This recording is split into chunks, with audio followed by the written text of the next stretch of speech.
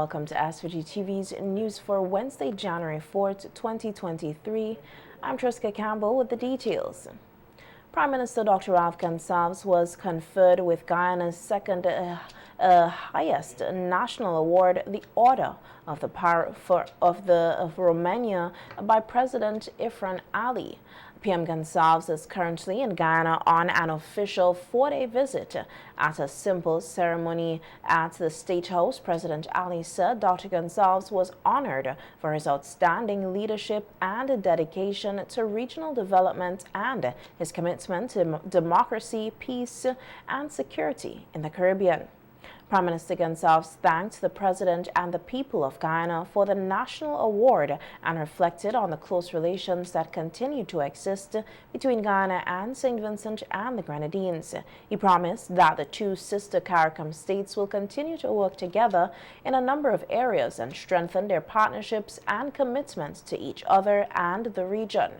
Meanwhile, Prime Minister Gonsalves has already started talks on a housing partnership with Guyana. On Tuesday, he announced that his government is in the process of purchasing the first 50 prefabricated wooden houses from Guyana as part of SVG's rebuilding efforts after the volcanic eruption in 2021. The ready-made homes will be procured from Guyanese manufacturer Duravilla, which specializes in prefabricated homes and hardwood products. We have more in this report from Newsroom Guyana. After a tour of the diamond housing scheme on the east bank of Demerara and the privately owned Duravilla homes, Prime Minister Gonsalves announced that his country will procure houses from Guyana. We are making arrangements to buy and to have delivered to us by the end of March 50 1-, 2- and 3-bedroom houses. And you see, we lost a lot of houses during the volcanic eruptions in 2021.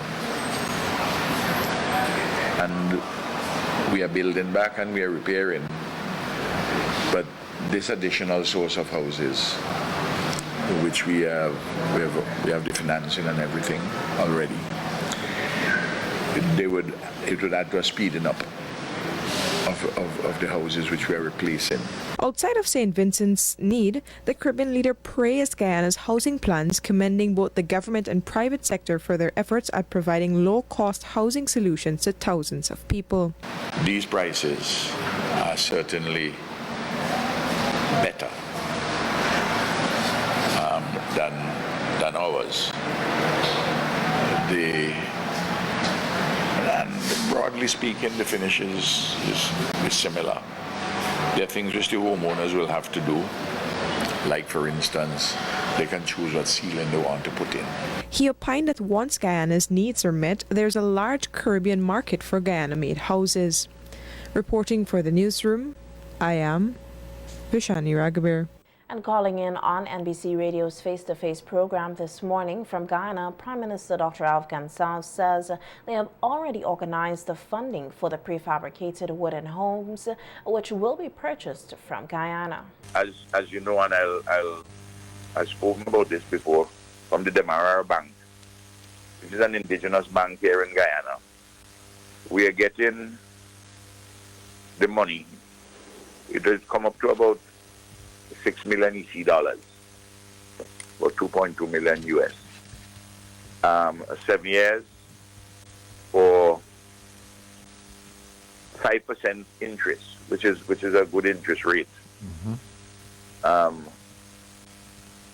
It's not development bank interest rate of CDB of 4%, or we may get from Taiwan of just under 4%. You know, and certainly not World Bank. Okay. But you're not given the rise in interest rates globally. Yes. 5% is a very good interest rate. I think people hearing me would say, "Well, they wish they could get money at 5%." And it's on the decline in balance. Okay. We should be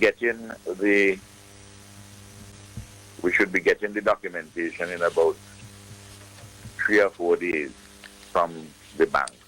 Okay. And they want to come to St. Vincent the 19th, 20th, 21st, thereabouts, to see the site where you're going to build Gomery, Yes, Prime Minister.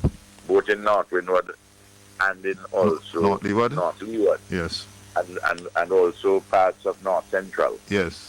which are the three which are mainly affected from the volcano. Yes. And if people, with the Colville, these are in the estimates already, which we have approved. Prime Minister Gensaf says they are hoping to get the first set of houses from Guyana by the end of March this year, and they will be making arrangements for others so that persons can purchase on the similar arrangements as the low-income house program through the Housing, Lands and Development Corporation, HLDC.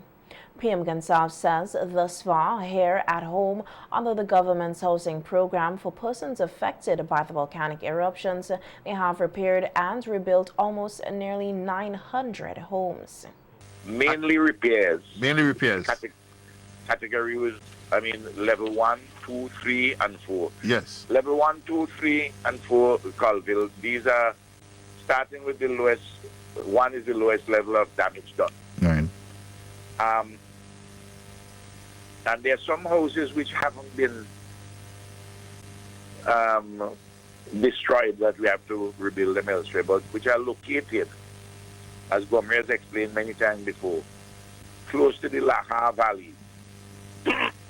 And the physical planning people and Housing and Land Development Corporation advised, we had presentations on these, that you should go a certain distance away from the banks of the Laha valleys. You know what I mean, Colville? Yes.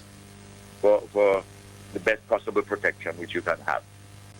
That was under the jurisdiction of NEMO after the volcanic eruption, of course. Absolutely. Yes. Absolutely. And we, Colville, at first, when the initial discussion was, the initial assessment was done, when people were still in shelters, Yes. the professionals who went out thought it was only 653 houses. But Gomery and I had always felt that that number was a big underestimate. The number is now about 1,700. Yes, Prime and Minister. I believe climbing. Yes, Prime Minister. Because, Colville, you may see something from outside and you think it might be a level 1. But when you go in, is a level 3.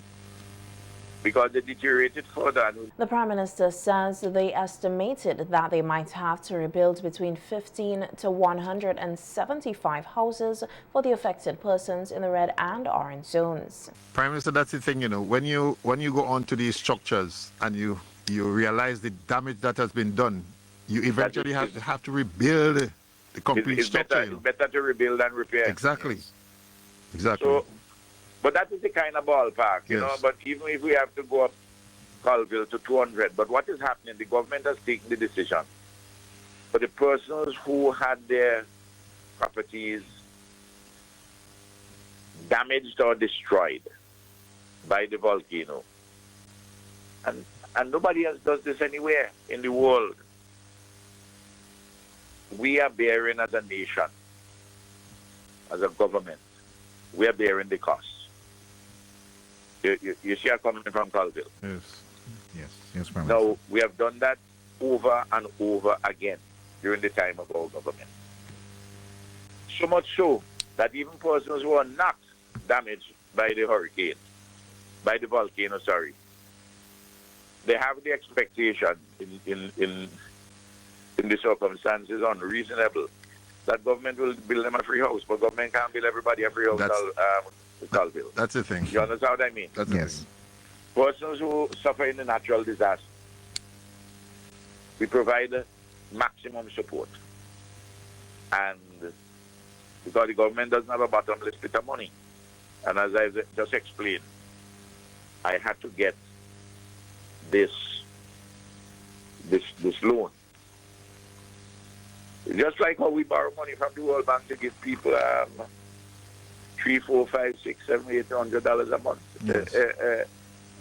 During the period up to the end of December last year, Colville. Right. You ever hear anything like that in Japan? Acting Prime Minister Montgomery Daniel is confident that St. Vincent and the Grenadines will assume the leadership position of the Community of States of Latin America and the Caribbean, CELAC. Currently, Argentina is in charge of the 33-member group, which include various nations in the Central and South America, as well as the CARICOM nations, Cuba, and the Dominican Republic. Speaking on the issue on NBC Radio's Face-to-Face program this morning, Minister Daniel says achieving the presidency of CELAC will be another great moment for SVG, which for the period of January 1st, 2020 to December 31st, 2021 became the smallest member state in terms of population and territorial mass to be elected to serve as a non-permanent member of the United Nations Security Council. The Prime Minister wants to make this country proud again. And so I'm thankful, and the Cabinet is thankful, and I'm sure the government and people of St. Vincent and the Grenadines, that we are very thankful for the work that the Prime Minister has been doing, not only here in St. Vincent and the Grenadines locally, but regionally and internationally.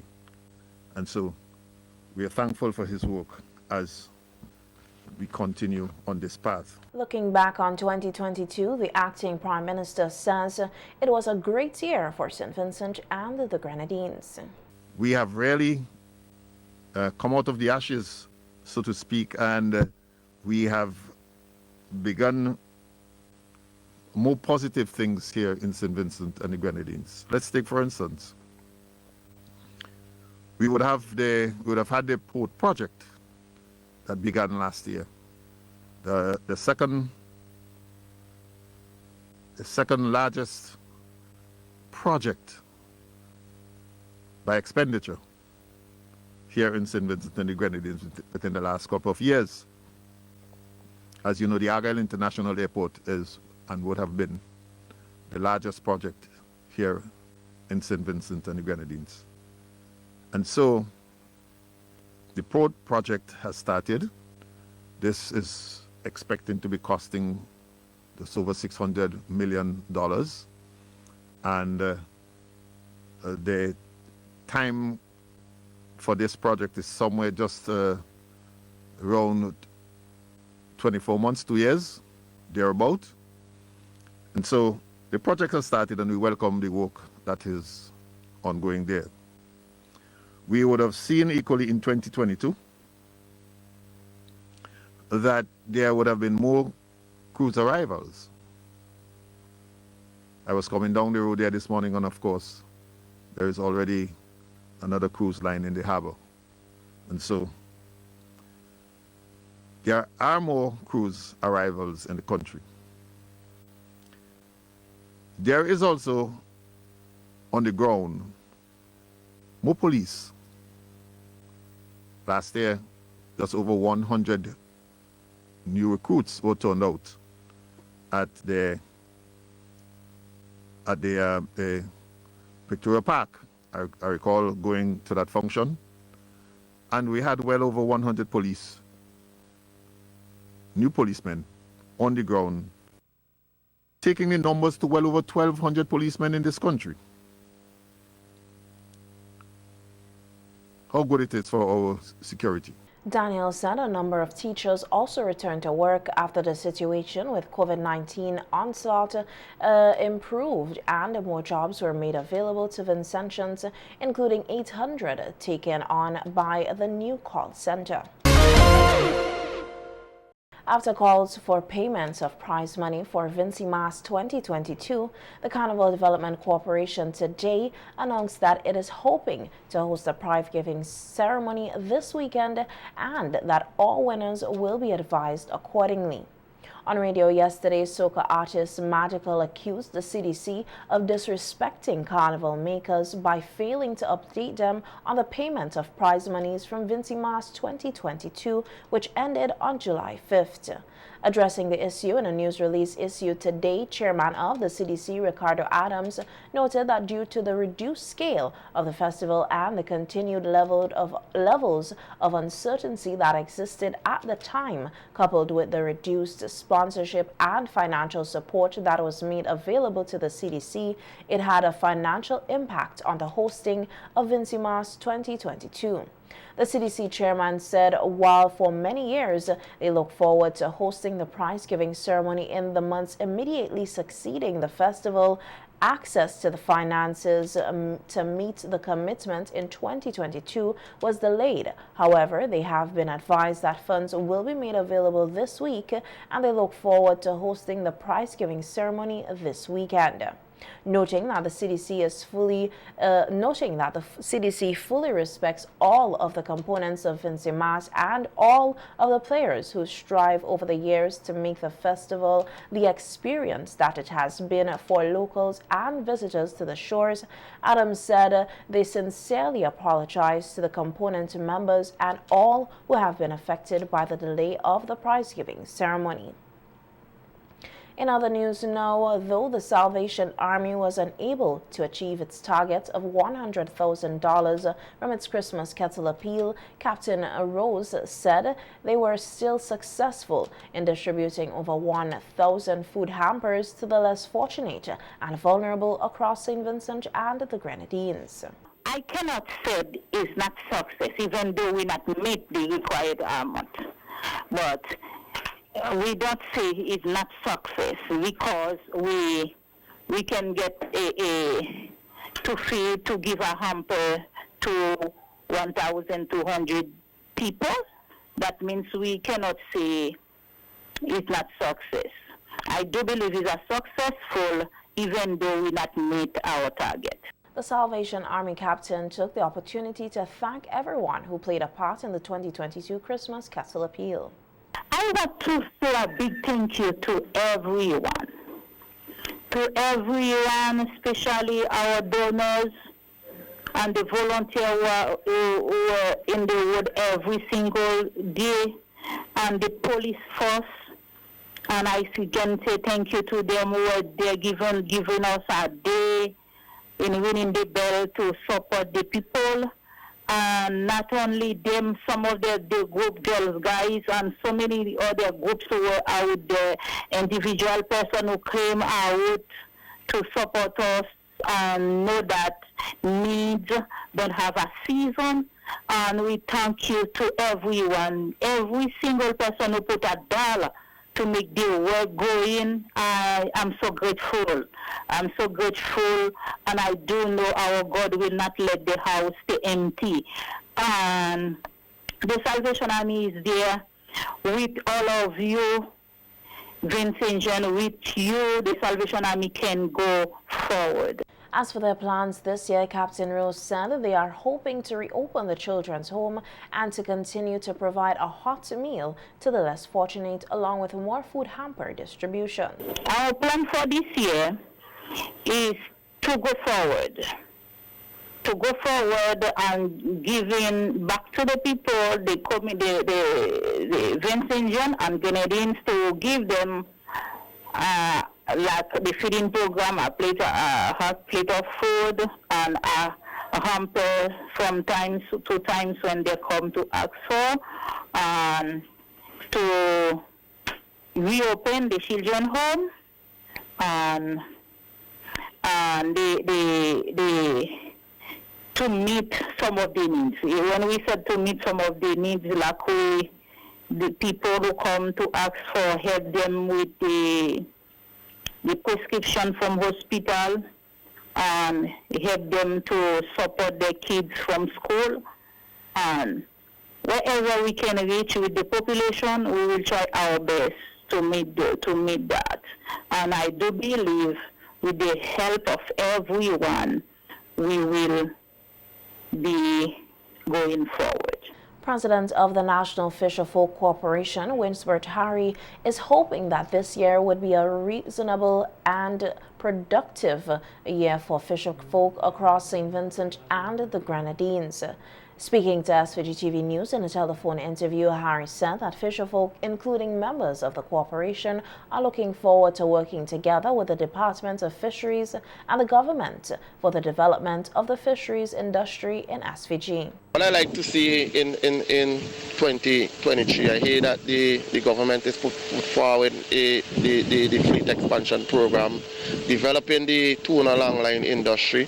That's something that the fisher folks is looking forward to as well too. But there we might have another challenge in terms of when you develop the tuna and longline industry and then there is no home for these boats. So I would like to see for 2023 is that the government look at the proposal that the Goodwill Fishermen's Cooperative put in terms of having a fishing marina in Edinburgh that could house these boats if we're trying to develop the tuna longline. I think it's a year that both the National Fisherfolk, the Fisheries Division, the Input Warehouse, whoever who involved in fishing, let us come to agreement. Let us sit down, let us talk, let us have discussion.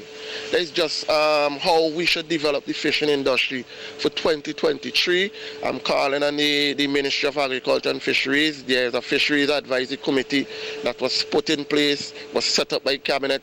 Please reactivate that Fisheries Advisory Committee so we could be in one voice, one term for 2023. Harry noted that last year was one of the most challenging years for the fishing industry, and he is hoping that some of the problems that they faced will be resolved this year. The challenge still continues with the fisher folks in Lomans Bay. There is still no toilet, there is still no light in Lomans Bay.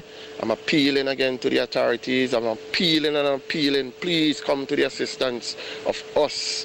We went 6 months without toilet and light in Lomans Bay, and it's really getting out of control now because, as I said in previous interview, I do not want Lomans Bay to come back another bottom tongue, so we need to get that clear up. One of the biggest challenges I could say that fisher folks facing is the situation with the agriculture input warehouse, and I think it will continue from 2022 into 2023 because what I've seen is since they take over the Kingston fish market in the last 5 years to 6 years now, I had not seen much benefit towards the fishermen. So we have a really challenging with the agriculture input warehouse. Harry also used the opportunity to appeal to youths across St. Vincent and the Grenadines to get involved in the fishing industry. And I also would like to see fishing move into the school system because one of the things I'm noticing since being in the industry for the last 25 years is that we're not having much young people coming into the industry more than we have more old people. So I'd like to see more young people engage in the fishing industry. You do not have to go in a fishing boat to be a part of the industry. So I'd like to see more people more youngsters being in the industry and have fishing taught in school. So children will know that there is a life and there is a living in fishing, and do not look at the fishing industry as just a way by people who drop out, who just get involved in the fishing industry.